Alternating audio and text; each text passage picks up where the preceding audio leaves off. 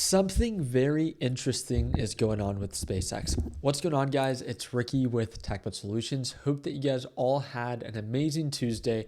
Let's go ahead and quickly break this down. I do apologize for the super late upload. I do want to let you guys know that this video will be super short and straight to the point. So let's go ahead and jump right into it. SpaceX today kind of lagged. It had an amazing performing and bullish day yesterday, where not only did it push up about 20% during normal trading hours, that was Monday, but also during extended hours. At one point, it was up an additional 20%. Since those highs of 230, it kind of traded flat. And from where the market actually opened at to where it actually closed at, it was flat. The thing that I want to highlight was that, did you know that only 5% of SpaceX stock is floating right now? 95%, according to, again, a series of different articles. I encourage you to look it up yourself. SpaceX is still locked. What does this mean? Most don't realize that the bearish pressure often comes later, when insiders are finally actually allowed to sell. What is the unlock schedule? Well, again, as of right now, it's still just 5%. This might be why we're seeing so much bullish activity, kind of, right? Starting August 11th, which is, again, still nearly a month away, 3 weeks away. That is the first wave that 20%, total 25%, will begin to be allowed to sell. It doesn't mean that they're all going to sell. It just means that they now are allowed to sell. Then August 21st, and then September 10th, and then September 25th, and then October 10th. At that point, over 50% of that stake is now allowed to actually sell. The part that I find very interesting is a lot of people are highlighting, look, it pushed up another 4%, 4.8%. This is just, in my opinion. You let me know down in the comment section. In my opinion, SpaceX is a momentum-based stock through and through. There's a lot of hype. It's one of the most hyped up IPOs, the biggest IPO. As soon as the hype fades, no one is really justifying that right now SpaceX is worth, what is it? $2.64 trillion. At that point, it's worth more than Amazon, right? And if we compare the two, there is no comparison. SpaceX's valuation is more than Amazon, yet SpaceX's revenue is $18 billion versus Amazon's revenue of $742 billion. SpaceX doesn't make money and profit, Amazon does. Just the comparison. Obviously, two very different companies in two very different sectors. Tesla's a great example of this. It's the Elon effect. We talked about it. I love Elon. I believe he's one of the greatest minds of our generation. I'm not talking about him. This isn't an attack against him. This is understanding the difference between a trade and an investment. At the end of the day, if you believe it's an investment and you think it's a good deal at $205, you're an adult. You can do whatever it is that you want.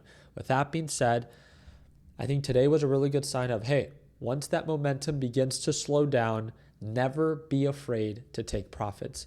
Anytime that there's any form of uncertainty, it's always the most speculative stocks that begin to sell off. SpaceX, from the highs to the overall lows, just intraday, sold off 13.4%. That is more than what it gained.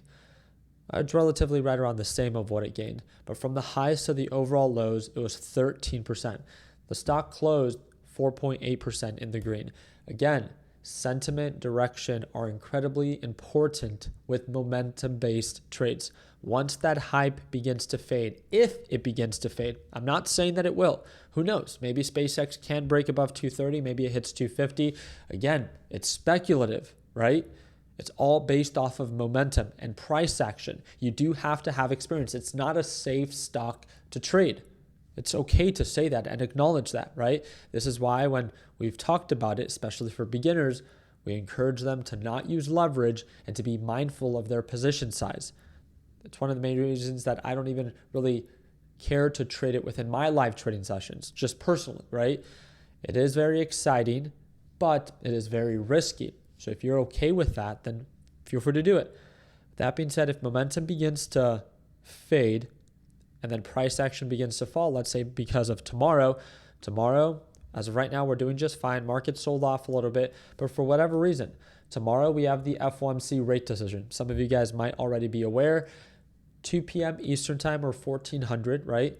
2 p.m. Eastern time is the press conference. I'm sorry, 2 p.m. Eastern time is the rate decision, and then 2:30 p.m. Eastern time is the press conference. We're going to be live streaming it for free on my YouTube channel, so all you literally need to do is subscribe to the channel, drop a thumbs up, and you can tune on in. According to the Fed Rate Monitor tool provided by investing.com, there's a 98.9% probability that the Federal Reserve is going to pause. There's now a 1.1% probability that they might actually increase interest rates, not cut interest rates. This should be very interesting, right? With that being said, what are some more updates of what's injecting possible uncertainty in the market? The comments that Trump made today. He is not in support of Israel fighting Hezbollah, that it's taken too long and too many people are being killed. He said they're attacking areas that civilians are at. He says if Israel cannot do the job without killing everyone else, he'll do the job. Syria will do the job. And then he went on and said that Israel would not exist if it wasn't for the United States or if it wasn't for him. That is where, again, it's kind of a soft spot for Israel. It's not about agree or disagree. It doesn't matter what we say. That being said, it's just injecting uncertainty. Iran's IRGC threatens a harsh response against Israel, accusing it of violating the ceasefire and Lebanon clause on the United States agreement 84 times in just the past 2 days since Trump announced the end of the war, warning that if it will attack any further violations occur. So again, we will see.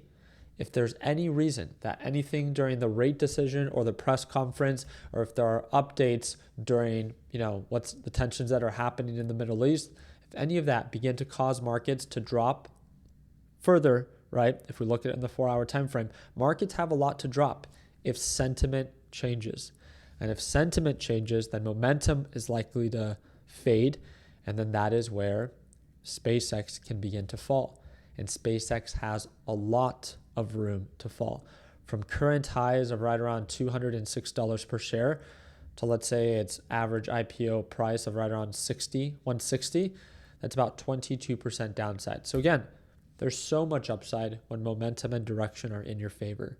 But as soon as direction turns against you, again, if you're treating it as a trade, make sure that you're intentional, you understand your position size, that you're not leveraged, and that you understand where you plan to take profits. And if there is a break of pattern, that you know where to cut losses. Remember, losing 5% sucks.